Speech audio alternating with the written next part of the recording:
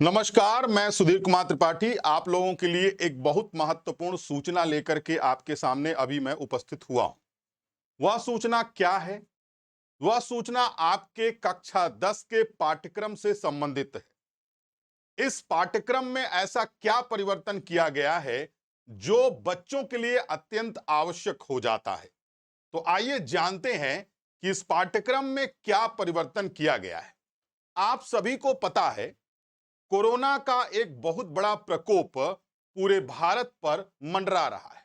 वह प्रकोप अभी वर्तमान समय में भी मंडरा रहा है, तीसरी लहर के रूप में।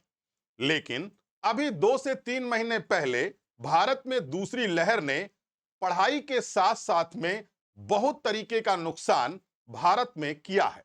तो इसीलिए उत्तर प्रदेश सरकार ने यह सोचा कि आखिरकार जब इस कोरोना से बहुत लोग प्रभावित हुए, तो आखिरकार बच्चे क्यों नहीं प्रभावित हुए होंगे? क्या उनकी पढ़ाई प्रभावित नहीं हुई होगी? बिल्कुल प्रभावित हुई होगी।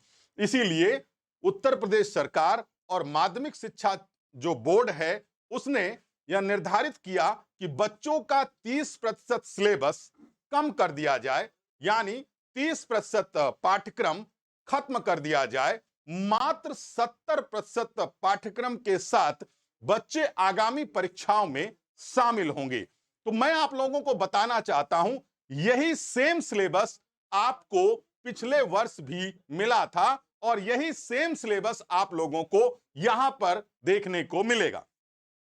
मैं आप लोगों को बताना चाहता हूं कि इस पाठ्यक्रम में आप लोगों को क्या क्या जानना है, तो यह चीज आप लोगों को समझना होगा। तो आइए बच्चों, आपके सामने बताते हैं विज्ञान विषय में क्या क्या कम हुआ है और क्या क्या चीजें आपके सामने शामिल की गई हैं। तो आइए आप लोगों के सामने मैं अब बताने जा रहा हूं कि विज्ञान विषय में आपको क्या क्या पढ़ना है और क्या क्या आपको छोड़ देना है। तो चलिए प्रारंभ करते हैं आपके सामने। देखिए, लगभग लगभग आपके सामने क्या चीज आना है, क्या चीज नहीं है, ये सारी चीजें मैं आपके सामने बताने जा रहा हूं।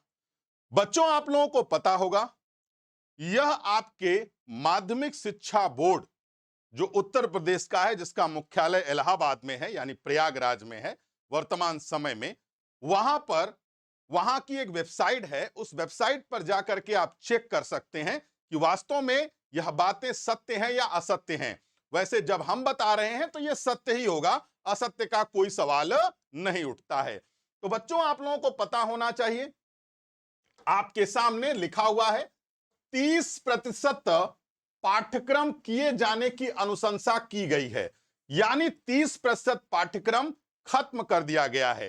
तो आइए सबसे पहले यह चेक करते हैं कि आखिरकार कौन कौन से पाठ्यक्रम में कौन सा चैप्टर या अध्याय नहीं शामिल किया गया है, या कुछ अध्याय के मुख्य अंश शामिल किए गए हैं, जबकि पूरा का पूरा अध्याय समाप्त नहीं किया गया है। यानी अब मैं आपको बताने जा रहा हूं कि कौन कौन सी चीजें पहले समाप्त की गई हैं इस पाठ्यक्रम में 2021 और 22 में। उसके बाद मैं आपको बताऊंगा कि आखिरकार कौन कौन से चैप्टर या अध्याय आपको पढ़ने होंगे। देखिए, कक्षा 10 में आप लोगों का एक चैप्टर है और उस चैप्टर का नाम है धातु एवं अधातु। यह चैप्टर समाप्त कर दिया गया है, लेकिन जहां तक मुझे दिख रहा है, यहां पर कई टॉपिक आपको धातु अधातु में मिल सकते हैं। धातु तथा अधातुओं के गुणधर्म समाप्त किया जा चुका है। आयनिक यौगिकों का निर्माण तथा गुणधर्म आपको नहीं पढ़ना है। तत्वों का आवर्ती वर्गीकरण, तत्वों के वर्गीकरण के प्रारंभिक प्रयास, डबेनाइनर के त्रिक सिद्धांत, न्यूलैंड का अष्टक सिद्धांत, यह समाप्त किया गया है। लेकिन इस चैप्टर में मेंडलीफ की आवर्त सारणी और साथ साथ में आधुनिक आवर्त सारणी आपको पढ़ना होगा। तो इस तरीके से जो आपका तत्वों का वर्गीकरण अध्याय है, उसमें आधा पोर्शन हटा दिया गया है, आधा पोर्शन सम्मिलित कर दिया गया है। तो ये जो मैं आपको बता रहा हूं, यह एक तरीके से मान के चलिएगा कि इसके अंतर्गत आपको मात्र और मात्र क्या नहीं पढ़ना है उस पर आपको विचार करना होगा। देखिए, जंतुओं तथा पौधों में नियंत्रण एवं समन्वय, पौधों में दिशिक गति, पादप में हार्मोन का परिचय, जंतुओं में नियंत्रण एवं समन्वय, तंत्रिका तंत्र, ऐच्छिक पेशियां तथा अनैच्छिक पेशियां, प्रतिवर्ती क्रिया, रासायनिक समन्वय, जंतुओं में हार्मोन। एक तरीके से कहा जाए तो बेटा नियंत्रण एवं समन्वय चैप्टर ही समाप्त कर दिया गया है। समझे बात को, ध्यान रखना। प्राकृतिक संसाधन, ऊर्जा के स्रोत बायोगैस समाप्त किया गया है।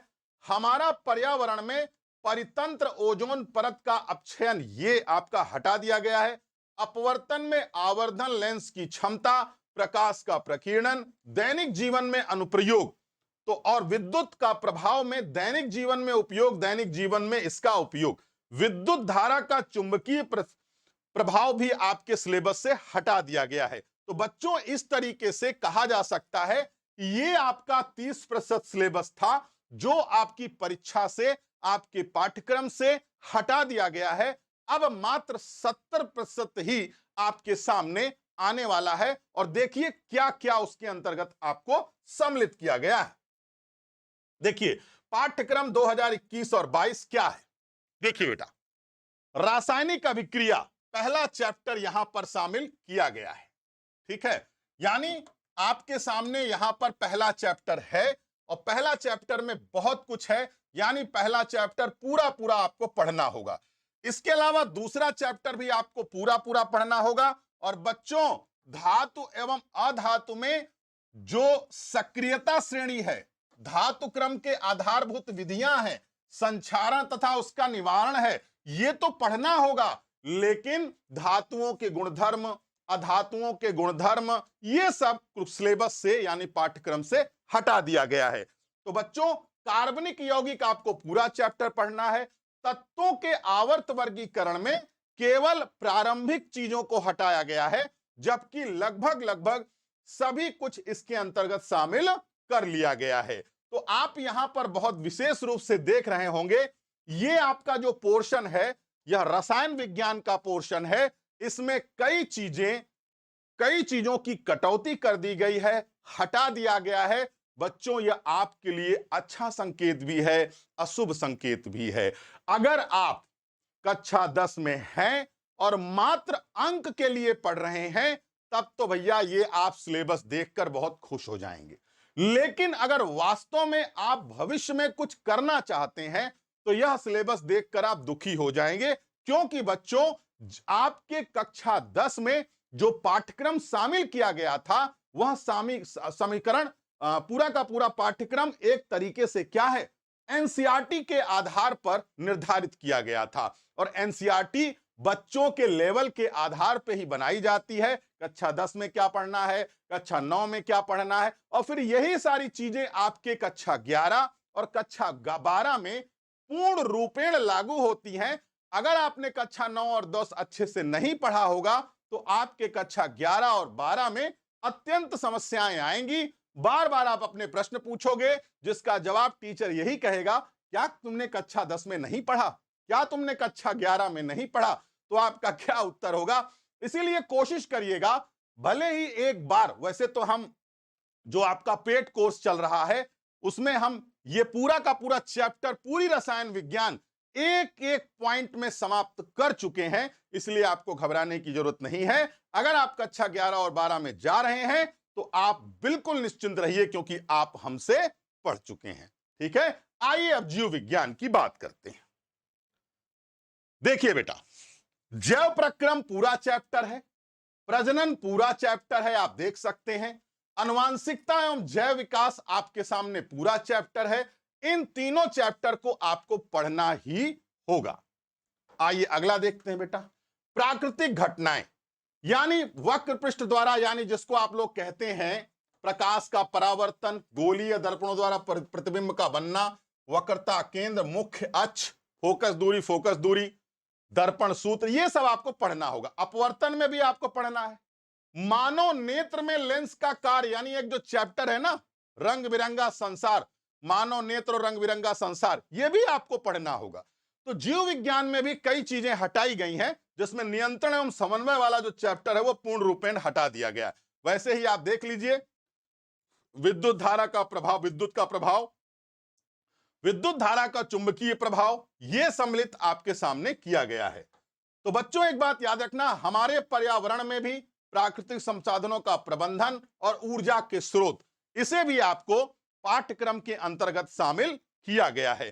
तो क्या क्या आपके पाठ्यक्रम से हटाया गया, यह आप लोगों को पता चल गया होगा। तो बच्चों मैं आपको यहां पर सिर्फ इतना कहना चाहूंगा कि अगर मान लीजिए आप अपने पाठ्यक्रम को यहां पर स्क्रीनशॉट खींच लीजिएगा, नहीं तो आप वेबसाइट से अपलोड कर लीजिएगा, नहीं तो जो वीडियो हमारी चल रही है उसी के नीचे हम इस पीडीएफ को अपलोड करा देंगे, जिसके माध्यम से आप अपने निर्धारित पाठ्यक्रम को निकाल करके अध्ययन करके जबरदस्त तैयारी में आप जुट जाएंगे और अच्छे अंक लाने का प्रयास करेंगे।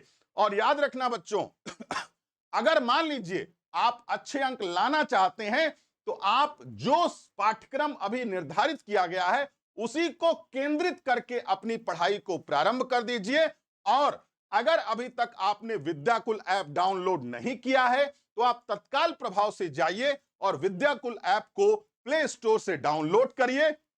वहां पर आपको यह वीडियो अत्यंत रूप से और गंभीर रूप से यह वीडियो आपको वहां पर उपलब्ध हो जाएगी, जिससे आप इसका अध्ययन करेंगे, फिर अपने पाठ्यक्रम को देखेंगे, समझेंगे, हमारी बातों को समझेंगे और फिर उसके बाद आप अपनी पढ़ाई में जुट जाएंगे। तो मेरी शुभकामनाएं इस पाठ्यक्रम के साथ में हैं और आप लोगों को नंबर अच्छे मिले, मैं इसकी भी शुभकामना आप लोगों को देता हूं। और हम आपके साथ लगातार आपकी परीक्षा तक, आपके रिजल्ट तक हम आपके साथ जुड़े रहेंगे।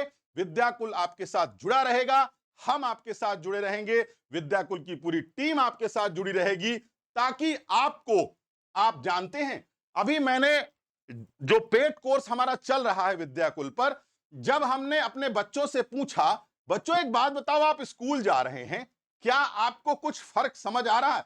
कह रहे सर वो जो पढ़ा रहे हैं ना वो हम पहले से पढ़े हुए हैं, तो वो जो पढ़ा रहे हैं ना वो हमें डबल समझ में आ रहा है। इसीलिए सर हम आनंदित हैं कि सर जब कभी कुछ पढ़ाते हैं सर या मैडम तो हम पहले ही उत्तर दे देते हैं। तो आप समझ सकते हैं बच्चों आपसे वो कितना आगे हैं जो ऑलरेडी पहले से वो पढ़ चुके हैं। तो आप भी आगे बढ़िए और विद्याकुल परिवार के साथ जुड़िए, विद्याकुल ऐप डाउनलोड करिए।